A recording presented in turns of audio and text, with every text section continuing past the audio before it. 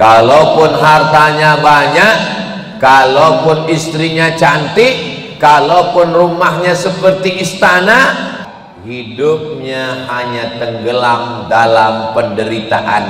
Kau akan berenang dalam penderitaan, tak pernah mencium kebahagiaan.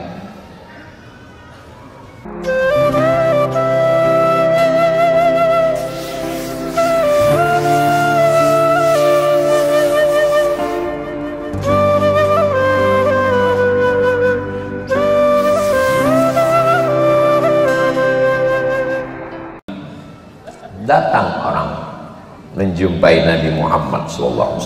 Ya Rasulullah, man ahabbun nas bi husni suhbati, siapa orang yang paling layak mendapatkan bakti? Ummuka, ibumu. Summa man, siapa lagi? Ummuka, ibumu. Summa man, siapa lagi? Ummuka, ibumu. 3 kali, ibumu, ibumu, ibu. Saya sudah bolak-balik nyari kitab hadis melalui kitab dan aplikasi, belum ketemu bapakmu, bapakmu, bapakmu. Saya mau ngasih tahu anak saya, kau berbakti dengan aku, nggak ketemu dalilnya. Kenapa ibu bisa dapat 3 kali? Ternyata karena ibu melakukan 3. Pertama, ibu mengandung. Kedua, ibu menyusukan. Yang ketiga, ibu melahirkan. Makanya dibuat dalam lagu, ibu engkaulah mengandung, melahirkan, mengandung lagi, melahirkan lagi. Kebetulan anaknya Bang. Mengandung itu ibadah, melahirkan itu ibadah, mati melahirkan mati syahid. Kata Nabi, tazawwajul walud, nikahilah perempuan yang subur, yang banyak anaknya. Dari mana kita tahu perempuan itu subur? Dari keluarganya. Makanya buat dulu fit and proper test, bukan dites dulu. Fit and proper test, maksudnya tanya, kalau boleh tahu kamu keluarga berapa orang? Aku anak tunggal. Enggak lulus. Kamu keluarga berapa orang? Aku anak yang terakhir. Nomor berapa? 12. Gua banget.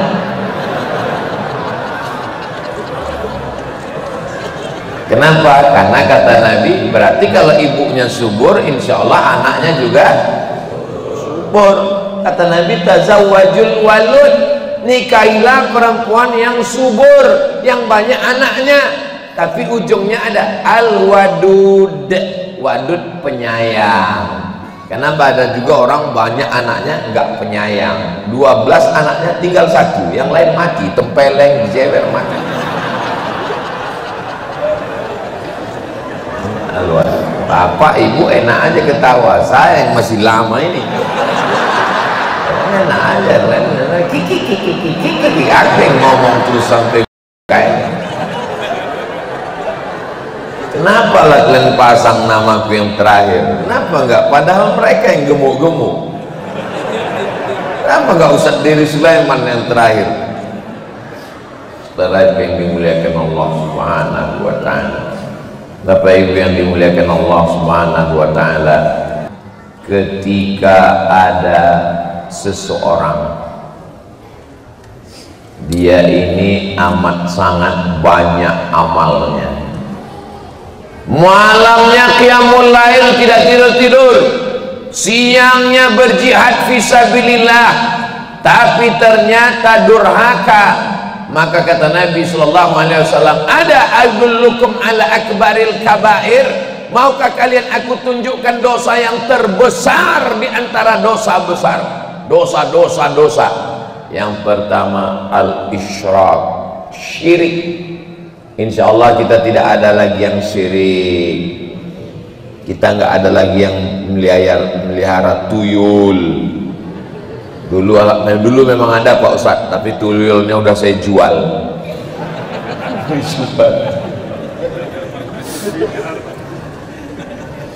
Itu si anu kaya ya. Iyalah kaya, dia punya ternak Pak Ustadz. Ternak apa? Ternak tuyul. Jual beli tuyul. Al-israf, syirik.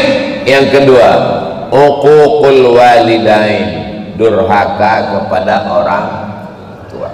Orang yang durhaka kepada orang tua, kalaupun hartanya banyak, kalaupun istrinya cantik, kalaupun rumahnya seperti istana, kalau dia durhaka, hidupnya hanya tenggelam dalam penderitaan. Setetes air mata ibumu mengalir, kau akan berenang dalam penderitaan, tak pernah mencium kebahagiaan. Kalau ibunya sudah meninggal Pak Ustadz, ziarah ke kuburnya. Assalamualaikum ya ahlan diyar minal mu'minin wa inna insyaallah bikum lahiqun yarhamullahu mustaqdimin wal mustakhirin, nasallallahu lana wa lakumul afiyah. Berdoa kepada Allah, mudah-mudahan Allah mengampunkan dosanya, merubah takdir. Allah Maha Kuasa, tidak ada yang sulit bagi Allah. Innama amruhu idza arada syai'an ayaqula lahu kun. Saya banyak ditanya orang, Ustadz zikirnya apa, wiridnya apa, bacaannya apa? Saya manusia biasa. Kalaupun dicari-cari, mungkin doa almarhumah ibu saya. Karena cita-cita saya tidak banyak. Saya mau sekolah bersama Ustadz Fahmi Salim di Al-Azhar Mesir. Cuman bedanya saya setelah LC pulang, beliau LC Al-Azhar, MA Al-Azhar, Doktor Al-Azhar, SCG, S-Loro, S-Telu. Saya habis S1 pindah ke Maroko, habis itu pindah ke Sudan. Cita-cita saya cuma satu, kalau aku S1, S2, S3, aku punya ijazah doktor, aku mau jadi dosen, nanti aku punya uang, aku mau bawa orang tua ke Makkah, membahagiakan dia. Cuman itu saja, tidak lebih dari itu. Dulu kalau saya pulang tausiah, saya dapat cincin. Pertama kali cincinnya saya pasangkan ke tangan dia. Mak, cincin bagus. Oh, cantik cincin kau ini, mantap. Senang sekali dia. Saya dapat handphone, dikasih orang handphone, harganya 25 juta, mereknya Casio, kasih orang. Saya kasih ke almarhumah mak saya. Di mana-mana dia pergi, orang melihat handphonenya, hebat. Padahal dia nggak bisa main handphone. Dia cuma tahu, mak nanti kalau masuk pencet hijau, kalau mau berhenti pencet merah. Hijau merah, hijau merah. Tapi kemana-mana orang, hebat handphone nenek ya, dia senang sekali. Dia pergi kemana-mana suka naik angkot, pergi naik angkot, naik bis kemana-mana dia suka. Bisa ditanya orang, ibu umurnya sudah 70 tahun masih naik angkot, tega sekali anak ibu. Ibu punya anak? Punya. Kok tega sekali anak ibu membiarkan ibu keluyuran sendirian? Siapa anak ibu? Tunjuknya foto saya, ini anakku. Oh ya, Ustaz Somad, diantar ke rumah. Itu senang sekali dia ngeprank orang itu senang. Nanti kalau saya pulang dia cerita, aku tadi waktu belanja di pasar, kata orang, ibu anaknya kok, mana ibu kok biarin ibu? Siapa anak ibu? Dia bilang, Ustaz Somad. Diantar orang itu kok kesini tadi. Kalau saya tausiah, dia biasa duduk di belakang-belakang. Dia nggak mau duduk depan, dia duduk di belakang. Habis itu orang yang menyepelekan dia, yang menyuruh dia, pinggir sana bu, sini, sana. Habis itu saya kasih tahu, ibu saya yang ada di belakang maju pas belakang. Habis itu orang datang bersalaman dengan dia, yang tadi ngejek dia, dekat dia. Itu dia senang sekali. Tadi yang ngejek-ngejek aku tadi, begitu kau bilang aku mak kau, didekatinya gitu.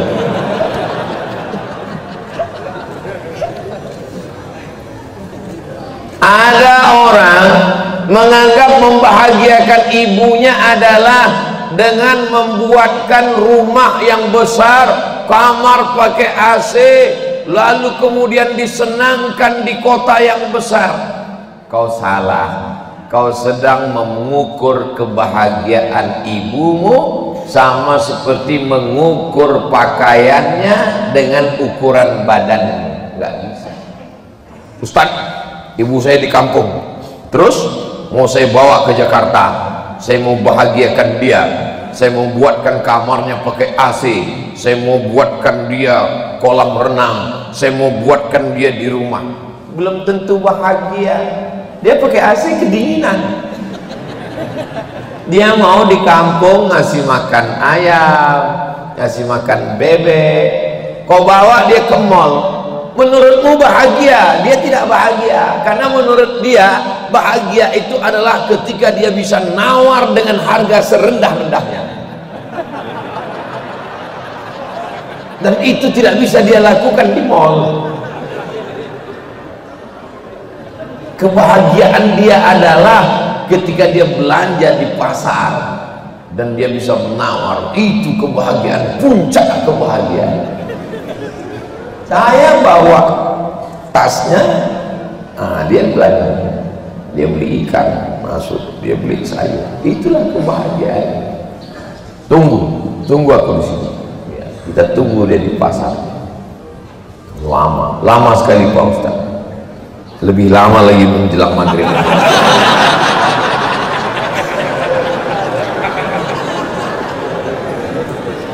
Bagaimana rasanya kalau ibu kita sudah tidak ada? Bagi kalian yang ibunya masih ada, bagi kalian itu sesuatu yang biasa aja. Mana ibu? Biasa. Nanti setelah meninggal baru kalian tahu, baru kalian rasakan, baru kalian ngomong, baru kalian nangis nanti mendatangi saya. Betul ya kata Ustaz dulu. Dulu waktu gue ngomong kalian nggak percaya, sekarang baru kan. Jangan nanti setelah dia meninggal baru kalian mencakar dinding. Mama, saya kalau melihat ada orang ibunya meninggal nangis mau kuantukkan aja kepalanya ke dinding. Dulu waktu hidup kau sepelekan. Di saat kau berada di dalam rahimnya, yang pertama yang kau lakukan adalah merubah hormonnya sehingga penciumannya tajam dan dia muntah-muntah. Itulah yang pertama kau lakukan ketika kau ada dalam rahimnya. Belum lagi kau dalam bentuk manusia, baru dalam bentuk janin, hormonnya sudah berubah sehingga semua diciumnya bau, sampai bapakmu pun bau. Padahal ayahmu itu adalah pujaan hatinya, tapi saat kau ada, bau kali kau bang pergi sana dulu. Begitu janin membesar, kau mulai membesar, tulang belakangnya mulai membengkok, lehernya mulai menghitam. Yang orangnya putih ya, yang orangnya putih jadi hitam, yang memang hitam, hitam. Tubuhnya mulai berubah, postur tubuhnya mulai berubah. Dulu lambungnya besar, sekarang lambungnya mengecil karena rahim mulai membesar karena kau ada di dalam. Wahnan ala wahnin, lemah di atas lemah. Dr. Fahmi Salim walaupun hafal Quran dari Al-Azhar jurusan tafsir, tapi kalau untuk menafsirkan wahnan ala wahnin, lemah di atas lemah, yang bisa merasakannya ibu, karena yang hamil itu adalah ibu. Ini kalau saya coba menceritakan lemah di atas lemah, lemahnya, nanti ibu ngomong, alah kayak pernah aja. Lemah di atas lemah, malam tidak bisa tidur, siang kepanasan, rasa serba salah. Saat sampai hari kelahiranmu, meregang nyawa dia. Apa yang terjadi? maaf, beribu maaf, 10 jari ku angkat, 11 dengan kepala, robek daging dalam tubuhnya. Kau ambil pisau silet, kau robek kulitmu, belum ada apa-apanya untuk mengeluarkan. Ini anak-anak ibu, bapak perlu kasih tahu, potong video pendek ini kasih ke anak ibu. Ini anak-anak ini kadang disangkanya keluar macam bersin keluar, asin keluar. Oh, makanya saya kalau sudah menengok ada anak-anak teriak ke ibunya, marah saya. Saya ini orangnya lembut. Mana pernah saya teriak-teriak? Saya orangnya lembut.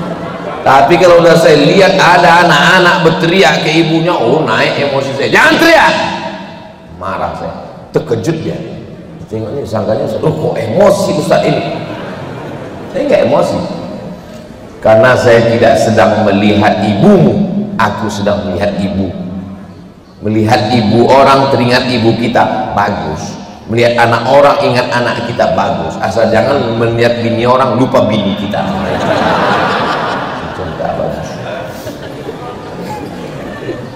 Jadi anak-anak ini mesti diingatkan, bapak juga mesti ingatkan, aku punya emak, aku punya ibu. Ibu juga berkata, aku milik suamiku, tapi suamiku milik ibunya. Bagi yang ada usaha kaos sablon boleh ditulis belakang, aku milik suamiku, tapi suamiku milik ibunya. Baju ini sekaligus untuk dakwah. Kan tadi sudah dibilang Ustaz dari Sulaiman, dakwah bukan profesi, tapi semua profesi adalah dakwah. Ustaz kok tahu? Saya kan dengar dari sana. Saudara yang dimuliakan Allah Subhanahu wa taala, kalau kau sudah kehilangan ibu maka hilanglah nikmat dunia. Dunia ini rasanya anyep, hampa, tak ada rasanya sama sekali. Tadi sebelum kemari saya ngelihat video anak kecil gendut pakai kain sarung mau sholat pakai peci. Itu kalau hidup dulu almarhumah emak saya tonton. Nah, tengok nih mak, tengok nih mak. Nah, kita sekarang mau ditontonkan ke siapa? Ditontonkan ke anak, ke istri, lain rasanya.